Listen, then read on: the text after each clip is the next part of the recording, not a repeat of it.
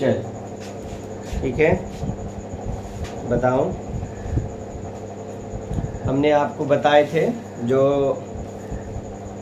भूमि और मृदा संसाधन, ठीक है, इसमें कुछ बता भी दिए थे, जो लिखा भी दिए थे, कुछ बात जो कितना तक लिखाए थे, ठीक है, देख लो लास्ट में हम। हाँ हाँ, हमने बताए थे भूमि और मृदा संसाधन में बताए थे जो हमारे आवश्यकताओं की पूर्ति जैसे जितना भी है उसको किससे होता है, भूमि से होता है। उसमें जिसमें आवास के लिए घर, जाने आने के लिए सड़क मार्ग, उसके बाद बताए थे कृषि के लिए खेत, जितना भी जो भी चीज़ है ये हमारी पूर्ति कौन चीज़ करता है, हमारे संग। और जो भी चीज़ है जो हमारे आसपास की चीज़ है वो हमारे संसाधन है। संसाधन को कई भागों में विभाजित करके बताया गया है, संसाधन को अनेक चीज़ों में विभाजित करके बताया गया है, जिसका नाम होता है अलग अलग, ठीक है। और भूमि ही है तो भूमि में अलग अलग जगहों पे अलग अलग जगह जाने के बाद वहाँ का संसाधन अलग अलग प्रकार का होता है। जैसे तुम जाएगा, यहाँ से चल जाओ दूसरा देश चल जाओ तो वहाँ की संसाधन और अपना संसाधन एक जैसा नहीं मिलता है, अलग अलग मिलता है, क्योंकि वहाँ का पर्यावरण पर डिपेंड करता है। वहाँ का जो क्या होता है, किसी चीज़ का उत्पादन मेन है जो आपको पर्यावरण पे डिपेंड करता है, और जो मौसम परिवर्तन होता है उस पर डिपेंड करता है। हर फसल हो, चाहे जो भी चीज़ का फर्टिलाइजेशन होता हो, वो समय समय पर अपने परिवर्तन के रूप में उपजता है, ठीक है। जिस समय में जो चीज़ आएगा, जैसे हमने बताए थे, कल भी बताए थे, रबी फसल गेहूँ, जौ, चना, मटर, सरसों का उत्पादन अभी फिलहाल में हुआ है। इसका मतलब ये हुआ जो अभी का उत्पादन क्या है, अभी का उत्पादन रबी फसल का है, तो मौसम भी ऐसे उसको सपोर्ट किया तब जाके हुआ। बारिश के मौसम आएगा, बारिश का मौसम आएगा तो वहाँ पर क्या उस फसल का पैदावार होगा कि गेहूँ उस समय में देगा, क्योंकि उसको जितना जिस चीज़ का नमी का मात्रा चाहिए उस नमी मात्रा में दे करके हम उस चीज़ का उत्पादन करते हैं, ठीक है। कोई दिक्कत, कोई परेशानी नहीं है, ठीक है। हमने कल बताए थे। उसके बाद जो हमारे सर्वेक्षण और ज्ञान से होता है कि विश्व में 137 करोड़ हेक्टेयर भूमि का उपयोग मात्र हम करते हैं। कितना? 137 करोड़ हेक्टेयर भूमि जो हमारे है, हमारे पृथ्वी है, ये पृथ्वी है, ये पूरे पृथ्वी का जितना है तो तुम भी जानता है 3 भाग में क्या है, 3 भाग में क्या है, 3 भाग में जल है और 1 भाग में क्या है, 1 भाग में स्थल है ना। इसी में से 3 भाग में जल है, 1 भाग में स्थल रहते हुए हमारे तो वैसे भी सभी चीज संसाधन है। इस पृथ्वी पर जो भी चीज है हमारे लिए क्या है, संसाधन है ना। इसी में से हमने बताए थे कितना, 137 करोड़ हेक्टेयर, वही बताए थे 137 करोड़ हेक्टेयर।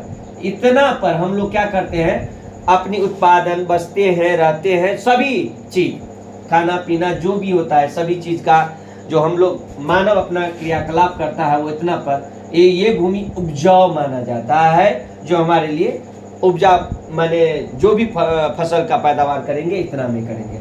और तुम भी जानता है हमारे समुद्री भाग में भी हम समुद्री भाग भी होता है, वो उसका भी हमारे लिए संसाधन है, जो कि हर देश का संसाधन होता है। मगर वो जो जाते जाते अपना देश जहाँ पर है, जहाँ पर देश है उसका 200 नॉटिकल मील तक या 200 किलोमीटर तक का संसाधन का उपयोग कर सकते हैं, उससे ज्यादा हम नहीं जा सकते हैं। जैसे से इधर है तो इधर भी 2 में, इधर है पूरा पश्चिम है, सगरे है तो 2 इधर है तो 2, माने 2 समुद्रीय भाग का जितना भी होगा जो भी देश का, उसका 200 किलोमीटर या 200 नॉटिकल मील भी कह सकता है, उतना तक आप अपनी संसाधन को उपयोग कर सकता है। जैसे समुद्र में मछली मिलेगा, कई ऐसे शिप मिलेगा, बहुत चीज ऐसे मिलता है, समुद्र से भी बहुत चीज का संसाधन प्राप्त होता है। ऐसा बात नहीं है एक ही चीज से होता है, अलग अलग संसाधन प्राप्त हो, बहुत चीज, मोती जो होता है जितना भी देखता होगा वो सब कहाँ से होता है, समुद्र से होता है ना, सीप ईयर से होता है। वहाँ पर बहुत प्रकार की आपको मछलियाँ भी देखने को मिलेगा समुद्र में, समुद्री मछली उसको कहा जाता है। समुद्री मछली खारा होता है, और वैसे भी समुद्र का पानी क्या खारा मतलब नमकीन होता है, ठीक है। कल बताए थे, हमने बताए थे। उसके बाद जो भारत के पूरे भूभाग का, अब भारत की बात कर रहे थे, तो भारत के पूरे भूभाग का 32.87 करोड़ हेक्टेयर भूमि का उपयोग हम लोग करते हैं। जितना भी भारत जिस पर बसा है उसमें 32.87 करोड़ हेक्टेयर पे भूमि पे हम क्या करते हैं माने इसका मायने हुआ जो 48.83%। 100 में कितना 48.83%। 100 में कितना 48.83% पे हम क्या करते हैं खेती करते हैं भूमि पर उपयोग करते हैं। ठीक है 100 में भारत की बात कर रहे हैं, भारत में हम इतना पर। ठीक है वो भी हमने लिखा दिए थे। ठीक है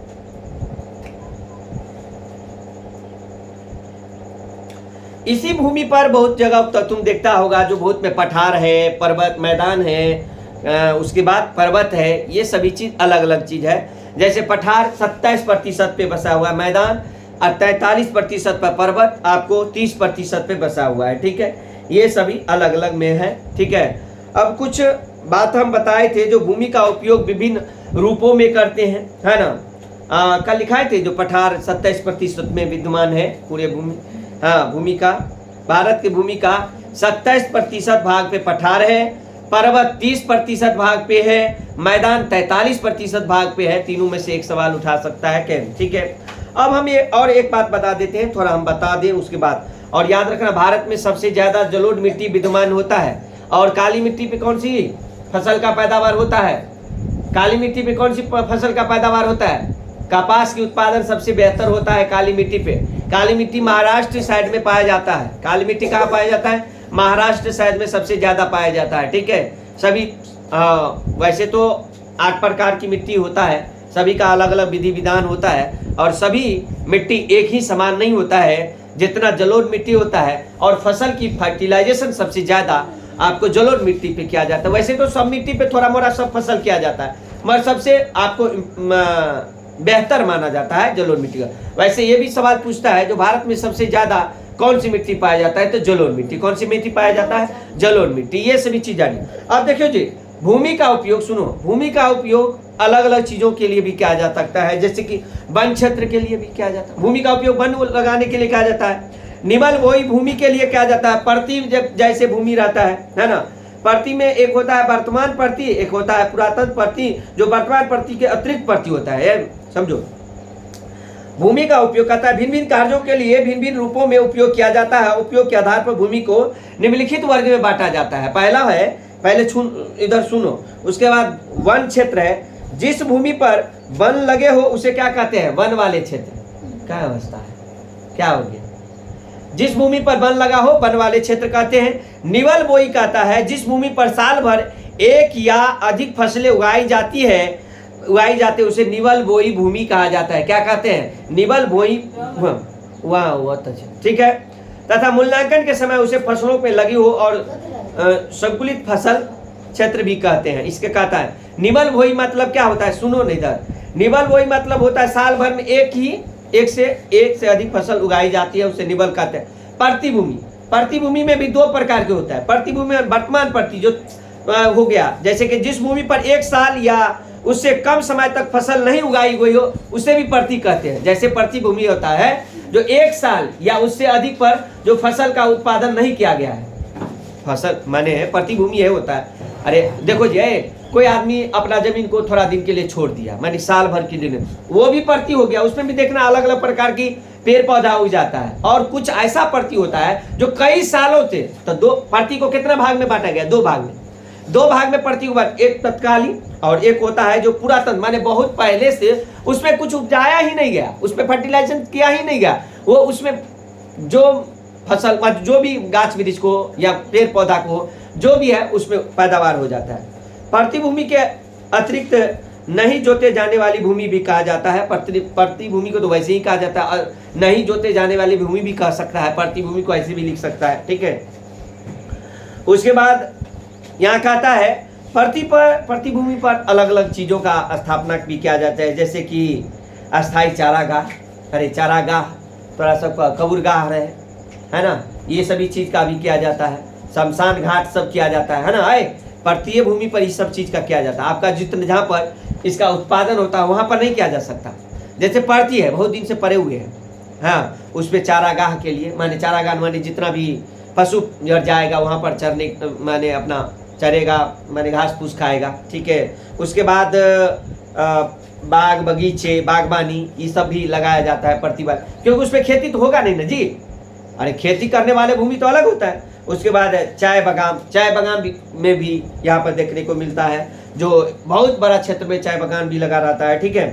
कृषि योग वह भूमि जो किसी कारण से 5 वर्ष से अधिक समय तक पड़ती पड़े हो। अरे पड़ती भूमि किसे कहते हैं? तो कह देंगे कृषि योग वह भूमि जो किसी कारण से 5 वर्ष से अधिक समय से पड़ती पड़े हो, 5 वर्ष से अधिक हो, उसे क्या कहते हैं? पड़ती में घोषित करते हैं ना, ठीक है। अब बहुत ऐसे होता है प्राकृतिक, सुनो है, प्राकृतिक प्रदत्त, प्रकृति के कारण द्वारा भी बहुत सी ऐसी भूमि का उपयोग किया जाता है। जैसे देखना होगा तुमको डेल्टा क्षेत्र बताए होंगे, डेल्टा क्षेत्र में बताए होंगे जो दोनों साइड से क्या होता है, दोनों साइड से नदी बहता है, ठीक है, दोनों साइड से नदी बहता है और बीच में क्या होता है, डेल्टा का निर्माण हो जाता है। दोनों साइड से नदी ऐसे है, बड़ा से क्षेत्र में नदी बह रहा है, बड़ा सा क्षेत्र में, यहाँ पर एक क्या हो गया, एक नदी क्या हुआ, डेल्टा बन गया। इसका नाम क्या है, डेल्टा, माने नदी के बीचों बीच का जमीन, उसे डेल्टा। ये भी उपजाऊ होता है। आप डेल्टाई वाले क्षेत्र में कोई भी चीज का फर्टिलाइजेशन करिएगा काफी बेहतर होगा, मगर नदियों के बीच में होता है, नदी के साइड में भी होता है। नदी बह रहा है, यहाँ पर कई क्षेत्रों में भूमि को दे दिया और लोग इसको उपजाऊ बना देता है, ये भी तो है। तो इसको क्या कहा जाएगा, इसको तुम जो कहा जाए प्राकृतिक प्रदत्त कहा जाएगा, मानवकृत नहीं इसमें कहेगा। भूमि में भी प्राकृतिक द्वारा होता है। प्राकृतिक माने क्या, बड़ा सा समुद्र है, लहर आया और कहीं पे भर दिया, माने नदी है, डेल्टा बना दिया, बड़ा बड़ा क्षेत्र में डेल्टा बना दिया। जैसे कोसी बिहार का शोक कौन सी नदी को कहा जाता है, कोसी नदी को। भारत का शोक कौन सी नदी को कहा जाता है, ब्रह्मपुत्र नदी को। भूल गया है सब कुछ। भारत का शोक कौन सी नदी को कहा गया, ब्रह्मपुत्र नदी को। बिहार का शोक कौन सी नदी को कहता है, कोसी नदी में एक और पूछेगा, सबसे ज्यादा राह बदलने वाले नदी कौन होते हैं, कोसी नदी। सबसे, आज इधर चंबा रहा है तो कल जाकर के उधर बह जाए, जिराते रहते कई घर पार, माने ये होता है, ठीक है। तो ये प्रकृति, सुनो बाबू, प्राकृतिक प्रदत्त में तो है, मानवकृत भी भूमि होता है। तो सुन लो दो बात को, इससे पहले तो बताए थे प्राकृतिक संसाधन और मानवीय संसाधन। तो प्रकृति के द्वारा जो संसाधन दिया जाता है, प्रकृति एकाएक, जैसे हमने बताए थे कोयला, डीजल, पेट्रोल, ये बताए थे प्रकृति के द्वारा आता है। नवीनीकरण में उसका दिया गया था। मानवकृत में जो मानव द्वारा बना गया संसाधन, माने मानव द्वारा उसका जो माने क्रियाकलाप किया था, उसका डिजाइनिंग दिया जाता है। और इसमें भी, जमीन में भी एक प्राकृतिक प्रदत्त होता है, एक मानवकृत होता है। तो इसका समझिए, यदि नदी ने एक बड़ा सा डेल्टा बना दिया तो ये प्राकृतिक दौरान हुआ, हम तो नहीं बनाने गए वहां पर, ये हुआ। ये भी हम उपजाऊ बना सकते हैं, इसको भी उपजाऊ हम बना सकते हैं। जैसे उचाबच हमने बताए थे, सबसे ज्यादा डेल्टा बनाने वाले नदी, दिमाग में लगता नहीं है। सबसे ज्यादा डेल्टा बनाने वाले नदी गंगा नदी है, ठीक है। और सबसे बड़ा डेल्टा का निर्माण कहां पर किया गया है, गंगा नदी के द्वारा।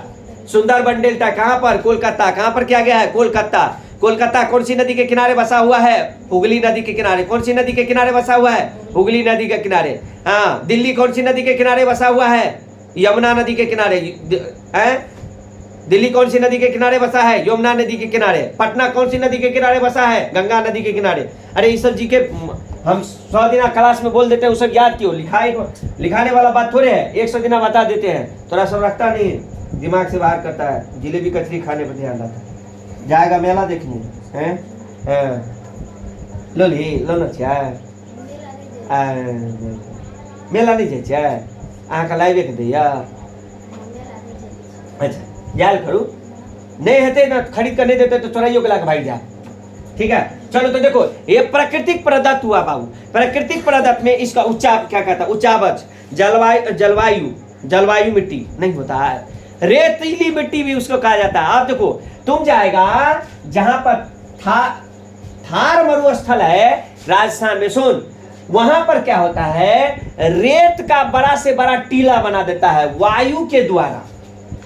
माने वायु अभी नहीं देखता है, अभी अरे अरे अभी मौसम खराब रहता है तो देखता है मट्टी उट्टी को लेकर के कहाँ भाग जाता है भाई, माने जो हवा चलता है। तो वैसे ही माने कि राजस्थान में जाओ, थार मरुस्थल में जाओ, राजस्थान की कई माने रेतों की तुमको कहाँ बताए, सऊदी जहां पर बालू की ज्यादा से ज्यादा ये है, हाँ वहां पर जाने के बाद में तुमको कई क्षेत्रों में रेतों के टीला देखने को मिल जाएगा। जैसे रेतों का टीला मतलब क्या, वहां से वायु चलता है ना, वायु चलता है और बालू को उड़ा के ले आया, बालू को उड़ा के ले गया, बड़ा सा टीला बना दिया। तो इसीलिए देखता होगा जहां पर बॉर्डर रहता है, जैसे पाकिस्तान और हिंदुस्तान का, वो बॉर्डरों को झांप देता है। फिर वो जानता है जो यहाँ पर है खुदाई उदाई करने पर, मगर यहाँ से उड़ा के एकदम इतना बालू को उड़ा के ले जाएगा और एक जगह जमा कर देगा। ये भी तो प्राकृतिक प्रदत्त हुआ ना, कहीं उच्चावच डेल्टा हुआ गया ना, उच्चावच माने इसका निर्माण होता है। और नदी भी उच्चावच डेल्टा का भी निर्माण करता है। नदी द्वारा भी कई दूरों से मिट्टी के ला करके कई अपना नदी से भी ऊंचा बना लेता है, वो डेल्टा का निर्माण कर लेता है। ठीक है, बात समझ गया। अच्छा, उसके बाद कहता है जलवायु के द्वारा भी होता है, जलवायु के द्वारा, हाँ। उसके बाद कहता है मिट्टी की उर्वरकता इत्यादि तो प्रकृति का कारण है ना। अब एक बात है, मानवीय निर्मित भी संसाधन होता है, मानवीय निर्मित द्वारा भी मिट्टी का होगा, जिसमें आबादी, जिसमें क्या आएगा, आबादी, तकनीकी क्षमता की स्थिति। आबादी मतलब कि देखो मानव द्वारा क्या सब कर सकता है, आबादी कर सकते हैं, तकनीकी की क्षमता, स्थिति, आर्थिक स्तर, सांस्कृतिक परंपरा, ये मानव द्वारा होता है। मानव द्वारा भी कुछ बातों को बनाया जा सकता है, ये तो तुमको बता ही दिए पहले भी। अब कहता है भारत में भूमि का उपयोग का प्रारूप अलग अलग जगहों पर अलग अलग स्वरूपों में किया जाता है। जैसे तुम कहेगा चाय की बगान, चाय की खेती तुम लोग भी नहीं कर सकता है। चाय की खेती के लिए हर समय क्या चाहिए, बारिश चाहिए, और चाय की खेती में उतना बारिश नहीं चाहिए, थोड़ा थोड़ा मात्रा में चाहिए, आए पानी और चल जाए। तो चाय की खेती देखना पहाड़ी साइडों में किया जाता है, जहां पर ढालूनुमा होता है, माने पानी, हाँ पानी आना चाहिए उतना लिमिट मात्रा में। पानी आया, उसको जड़ों को छूते हुए चल गया, पानी बह गया। तो अपने क्षेत्र में नहीं हो सकता, अपने क्षेत्र में तो पानी आता है तो मेहमानी करे के जाता है, तो यहाँ पर चाय की खेती कहाँ से हो सकता है। बहुत ऐसे फसल अपना क्षेत्र में भी नहीं होगा, याद रखना। ठीक है, ये होता है। हाँ, तो एक कहता है भारत में भूमि का उपयोग विभिन्न प्रारूपों में किया जाता है, अलग अलग स्थानों पर, अलग अलग जगहों पर किया जा सकता है। हाँ, जो फसल का उत्पादन जम्मू कश्मीर में होता होगा, जैसे सेब देखता होगा, कहता है कि कश्मीरी सेब बहुत अच्छा होता है। कश्मीरी सेब वैसे ही अच्छा नहीं होता है। कश्मीरी सेब का एक चीज होता है, ठंडा में रहता है और ठंडे जगहों पर सेबों का फर्टिलाइजेशन किया जाता है, और उसकी वो जो सेब होता है बहुत ही अच्छा होता है। ठीक है, खाया होगा सब आदमी कश्मीरी सेब, है। उसके बाद कहता है भारत में भूमि का प्रारूप में ये बताता है, जो पहले उल्लेख किया जा चुका है कि भारत के राष्ट्रीय उत्पादन कृषि का योगदान लगभग 13.7% था। क्या था, 13. कृषि का योगदान कितना था, 13.7%। रोजगार के अवसरों के इसका योगदान 53.8% हो गया। और उसके कहता है देश में 32.87 करोड़ हेक्टेयर भूमि, जो 15 करोड़ हेक्टेयर प्राय खेती नहीं होती है, 15 करोड़ में नहीं होता है। मैंने इतना तो 32.87 है, जिसमें 15 करोड़ में क्या होता है, नहीं है के बराबर होता है। मैंने 50/50 वैसे कहीं पर टापू बनाया, बहुत खेत है, थोड़ा आसपास में देखने हुआ डबरा पड़ा है, वो मैंने वैसे ही बेकार पड़ा है खेत, जिसका उपयोग नहीं कर सकता, बहुत गाढ़ा में है, ये सभी चीज होता है।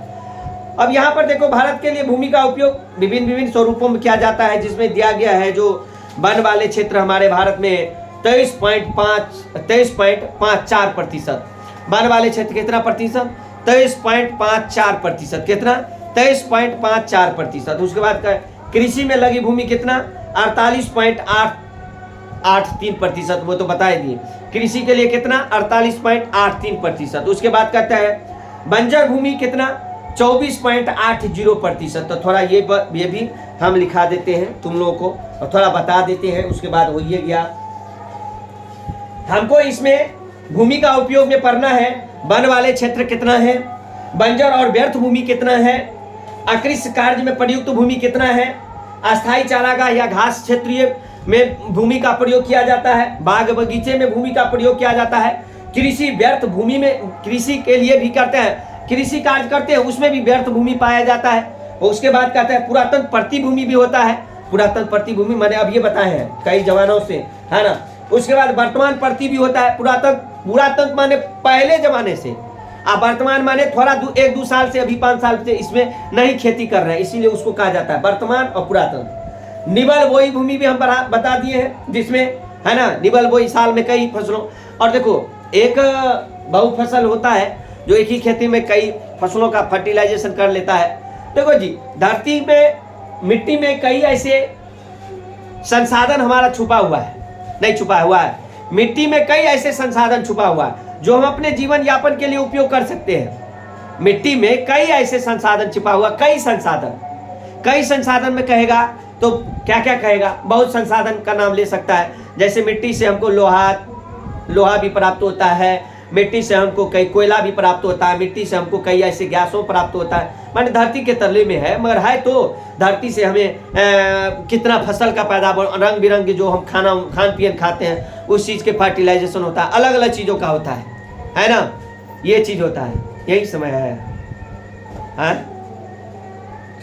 बैठ, ठीक है। कमजोर सब विद्यार्थी का ही होता है। उसके बाद कहते हैं यहाँ पर, और देखो बाबू,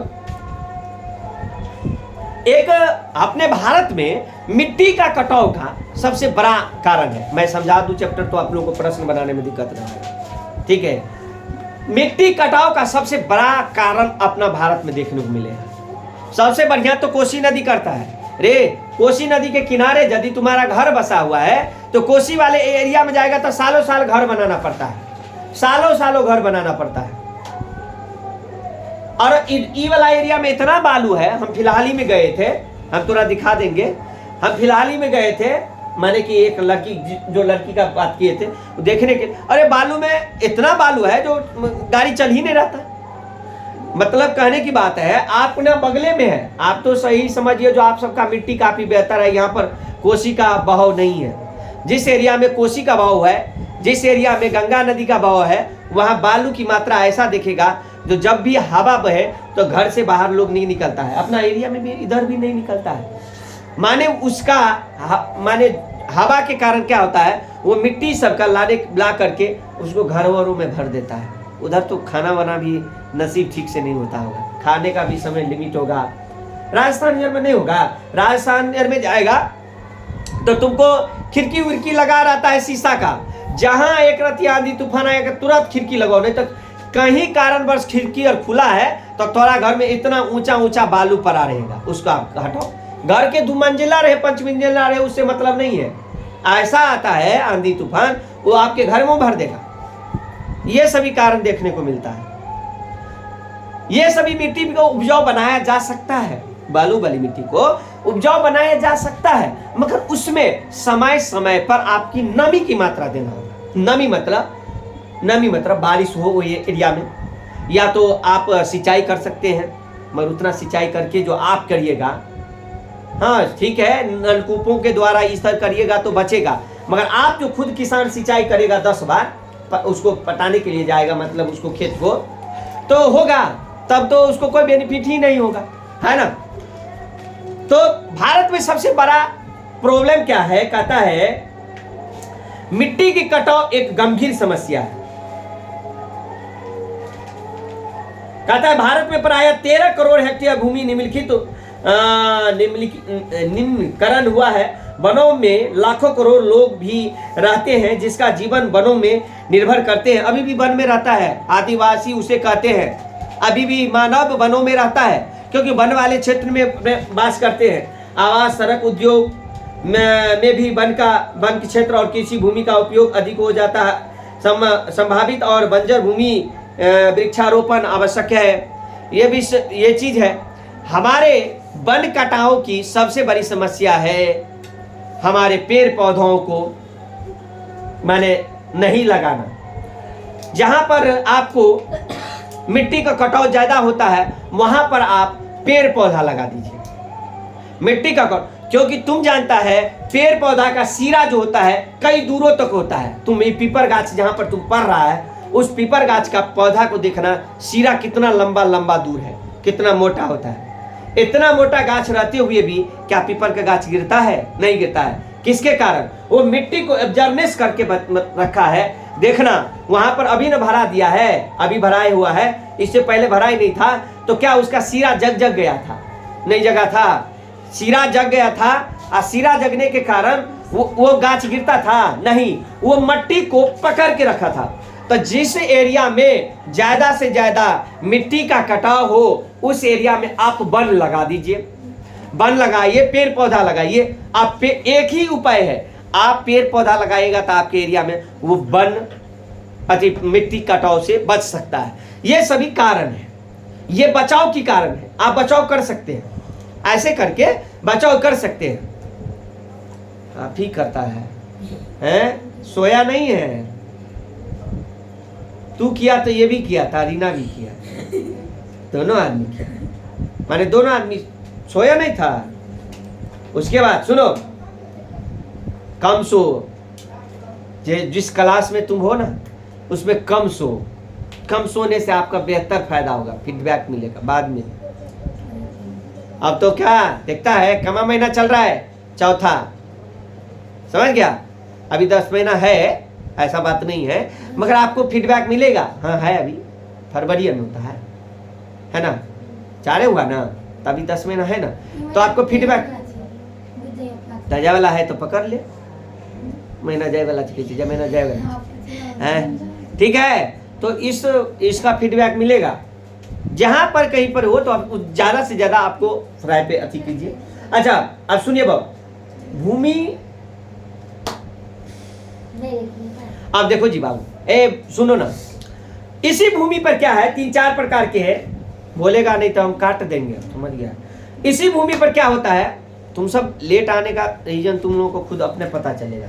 अभी कितना चल गया है पर बताने के, जो क्लास में एक्टिव रहेगा उसको कहीं से प्रॉब्लम ना आएगा प्रश्न उत्तर बनाने में। बात सुना ज्यादा लिखा जाता है, कॉपी का चीज तो परानी है, ठीक है? मैं जो हम यहाँ बता रहे हैं, जो भारत में करीब 13 करोड़ हेक्टेयर भूमि निम्नीकरण है, इसमें से लगभग 28% निम्नीकृत भूमि वनों के अंतर्गत आते हैं और 56% क्षेत्र में जल अपहृत है।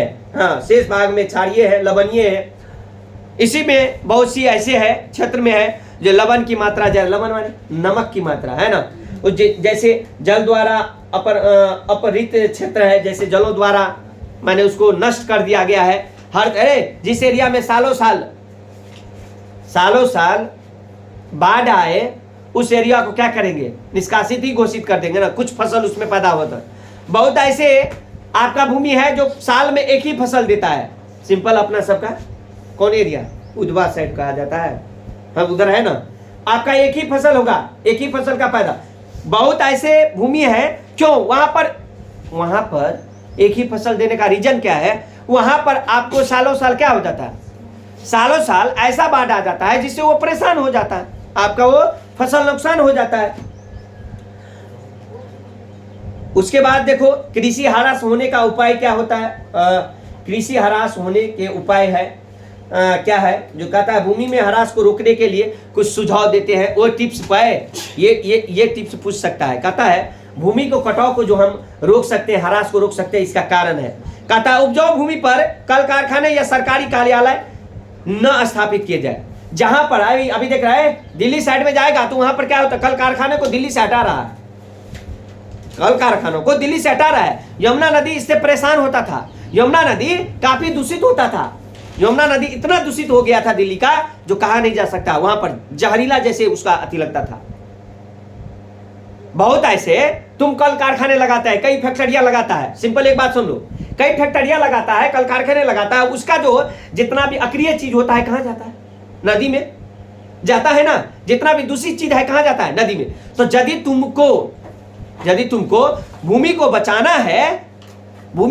है तो कल कारखाना जहां पर उपजाऊ भूमि है, अरे नुकसान भूमि है तो है, है जो उपजाऊ भूमि है। अब हमारे एरिया में इस साइड में आ जाए कोई अति फैक्ट्री वाले कोई चीज स्थापना वाले कहेगा कि मैं यहाँ पर ये फैक्ट्री लगाऊंगा, तो बहुत किसान कहेगा नहीं, इससे मेरा भरण पोषण होता है।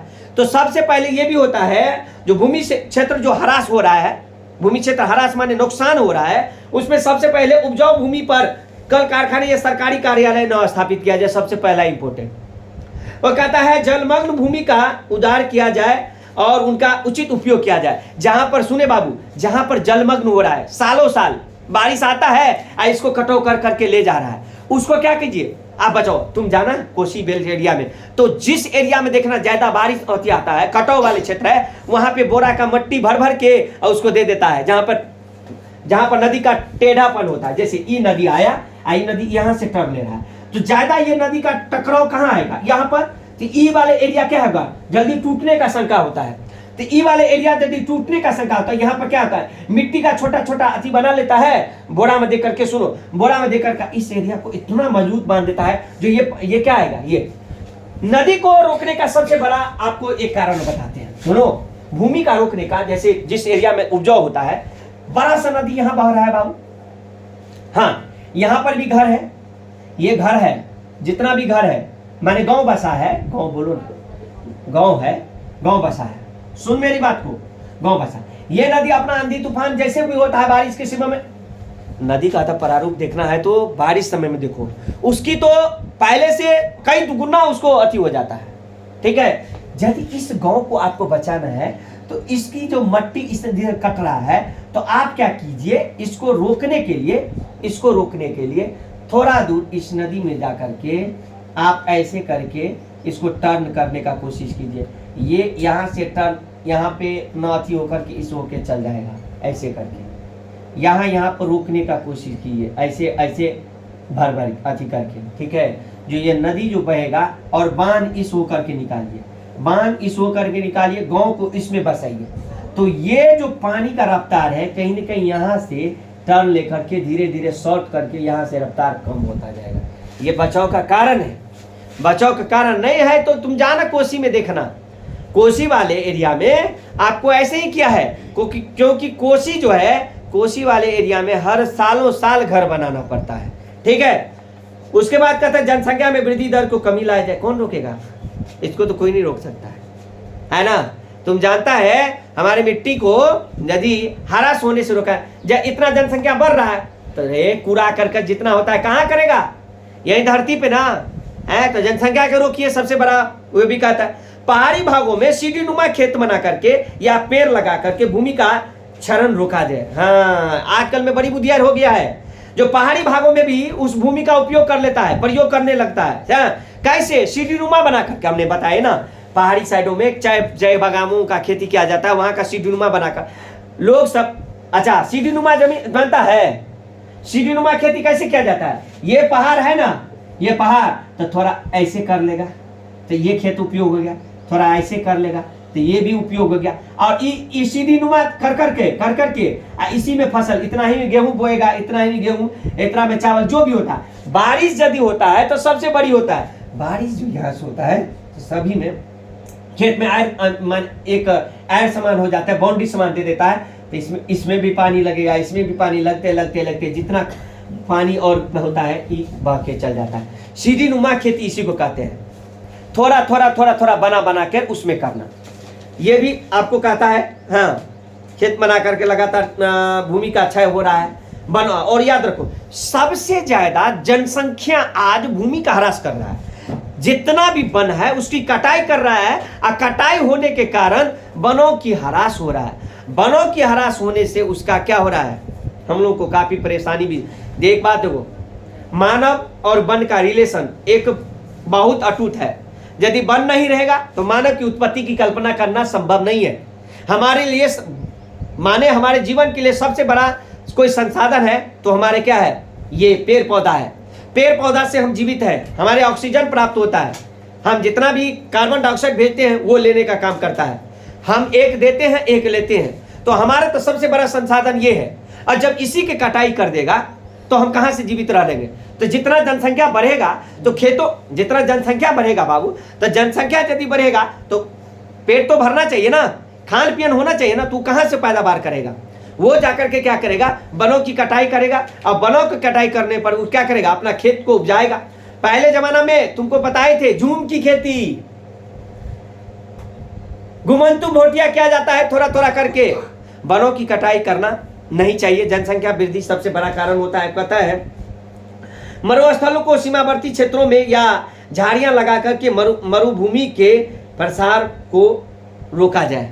हाँ, मरुस्थलीय भूमि सुनना है सलमा, सुनो। मरुस्थलीय भूमि मतलब क्या? जो मरा हुआ भूमि है उसे मरुस्थलीय भूमि कहा जाता है। अब मरुस्थलीय भूमि में आप देखो कांट वाट लगाइए, झाड़ी लगाइए, तो झाड़ी वाड़ी जो लगाइएगा तो देखना है यदि वो बालू उड़ के जाएगा तो उसको झाड़ी उड़ने नहीं देता है, क्योंकि पकड़े रहता है मट्टी को।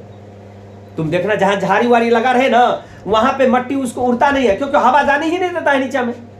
तो जहां मरा हुआ भूमि है उसको वहां पर जाकर के तुम क्या करो, उसको जाकर के उपजाऊ बनो, है ना। एक और है, उसके बाद सुनो, कहता है कल कारखानों के आसपास औद्योगिक कचरों को यंत्र तंत्र न फेंके। आजकल में तो सभी के चापाकल के आगे दिखता है कचरा का भंडार होता है, यंत्र फेंकने का मतलब ही छोड़ दो। कहता है यहाँ पर जो कल कारखाने के आसपास जितना भी कचरा होता है, आसपास में जितना बहुत प्रकार का होता है कचरा, उसको क्या करें, यंत्र तंत्र माने जहां तहां मत फेंको। ये सबसे बड़ी कारण है, जहां तहां मत फेंको, है ना। उसके बाद कहता है देशों के प्रौद्योगिकी के धनी बताया जाए और प्रौद्योगिकी के विकास में भूमि क्षेत्र का ह्रास भी रोका जा सकता है। कहता प्राकृतिक आपदाओं से देश की रक्षा की जाए, कई ऐसे आपदाएं होती है उसकी रक्षा किया जाए, और पेड़ों का कटाव रोका जाए। सबसे बढ़िया बात है तो हम तो पहले बताए पेड़ों की कटाई सबसे पहले लिखो। खनन वाले क्षेत्र में जहां देखता होगा आजकल मेरे अपना कमाने के लिए जहां तहां गाढ़ा बना देता है, खनन वाले जहां खुदाई वाले क्षेत्र है उसको क्या किया, उसको रोका जाए और खनिज निकालने का काम को पूरा हो जाए, वहां पर भूमि का समतल कर दिया जाए। मगर कौन करता है? आज हमको कोयला यहाँ पर मिला है तो हम क्या करेंगे, खुदाई करते जाएंगे, खुदाई करते जाएंगे, मगर खुदाई करने के बाद में कोयला मिल गया तो बाबू रे तोरा वाला पेट से जितना भी वो अथियर है कार्यक्रम, जितना भी सिस्टम है उसको निकाल ले, तो क्या करेंगे, जिंदा रहेगा। तो मिट्टी में क्या करता है, मिट्टी में वो एक पौष्टिक आहार के तरीका, कोयला हो, पेट्रोल है, डीजल है, चलो निकाल लिया तो अपने जीवन यापन के लिए, तो भाई उसको तो तुम भर दो, मगर खुदाई पड़ा है तो पड़ा ही है, उसको समतलाकार कर दो तब ना ह्रास नहीं होगा। उसके बाद कहता है वायु अपर्दन को रोकने के लिए पशु चारा पर प्रतिबंध लगाया जाए। वायु अपर्दन को रोकने के लिए पशु चारण पर रोक लगाया जाए, विशेषकर उन क्षेत्रों पर जहां पर जानवरों खुले से उखाड़ी मिट्टी के उड़ जाने की संभावना होते हैं। कई ऐसे झाड़ियों वड़िया को खा लेता है जहाँ की मिट्टी क्या होता है, हट जाता है। कहता है रेगिस्तान में कटीली झाड़ियां लगाने से वायु अपर्दन को रोका जा सकता है। हम तो पहले बताए जहां पर रेगिस्तान है, बालू ही बाली है, वहां पर कटीली कांट वाला चीज लगाइए, कांट वाला चीज लगाइएगा तो वहां पर अपर्दन होने से रोका जा सकता है। मिट्टी में आपको कई ऐसे, ये दूसरा स्टेप होगा, ठीक है।